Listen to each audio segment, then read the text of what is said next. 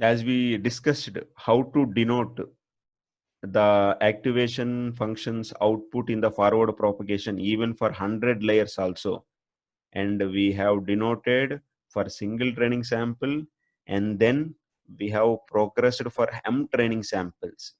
Now it is important to know what is this W1 and what is this W2 and what is this W3. This W1 is a matrix which is consisting of parameters which is controlling the activation units of the first layer. W2 is consisting parameters which is controlling the activation units of the second layer. That's why in neural networks we also call them as weights. So the W1 is nothing but number of activation units in the first layer by number of activation units in the 0th layer. Similarly, W2 is nothing but number of activation units in the second layer by number of activation units in the first layer. Similarly, W3 is number of activation units in the third layer and second layer. Here, for the calculation purpose, in order to make your fundamentals very strong, we are calculating the W1. W1 is nothing but 3 by 2. This is the W1. Now, what is W2? W2 is nothing but a 5 by 3 matrix. So, W3 is 5 by 3 matrix. Now, what is W3? W3 is a 4 by 5 matrix, and similarly W4 is 2 by 4 matrix, and similarly W5 is 1 by 2 matrix. This is how we are calculating the parameters W based on the number of activation units in the present layer and previous layer only. Only the number of activation units is number of activation units is deciding the matrix size of W. Not training samples or not any other thing. Only the number of activation units of this layer and previous layer only. Now, what is this B1? This B1 is decided by the number of the matrix size of B1 is decided by the number of activation units in that layer. So B1 means it is 3 by 1, B2 means it is 5 by 1, B3 means it is 4 by 1, B4 means it is 2 by 1, B5 means it is 1 by 1. This is how we come to know about the matrix sizes of parameters and B. So what are these values? That's what we have to find.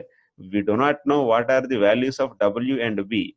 We initialize with some random values, and then we use our gradient descent and we use our different techniques to find the suitable values of W and B. After finding the suitable values, if we substitute, our neural network is ready.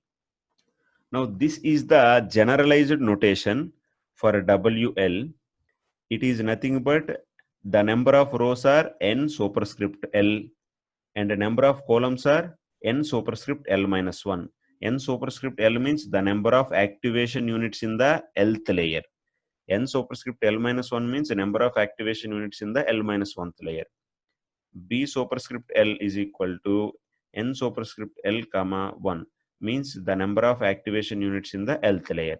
So if I write what is the W100, I am saying the number of activation units in the 100th layer. The matrix size of W100 is number of activation units in the 100th layer and the number of activation units in the 99th layer.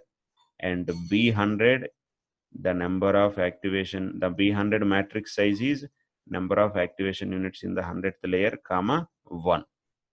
Because W and B are parameters, we want to know how these parameters are affecting our cost function or the loss function. So we want to differentiate our cost function with respect to W and B. So this dW is the differentiation of the cost function with respect to W. This dB is the differentiation of the cost function with respect to B. Now the cost function is the same thing. It will not. It is only one thing. But because we have the different values in the W, whatever is the matrix size of the W, the dW matrix size also same. If we use the 15 elements in the W, we will get the 15 differentiations in the DW. And all these differentiations are indicating that these are giving the values when the cost function, these are giving how they are affecting the cost function. And similarly, whatever is the matrix size of B, the DB matrix size also same. So we have discussed now, if we say WL is the matrix size, the number of activation units in the present layer and previous layer, then a DW is also the number of activation units in the present layer and the previous layer, and DB is also the number of activation units in the present layer, comma 1.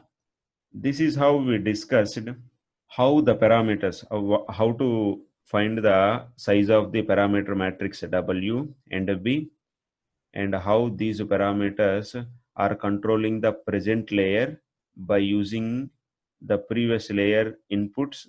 Whenever we are trying to find the activation function output, this W and B plays a crucial role, and we will select a suitable W and B in order to make our cost function value very small.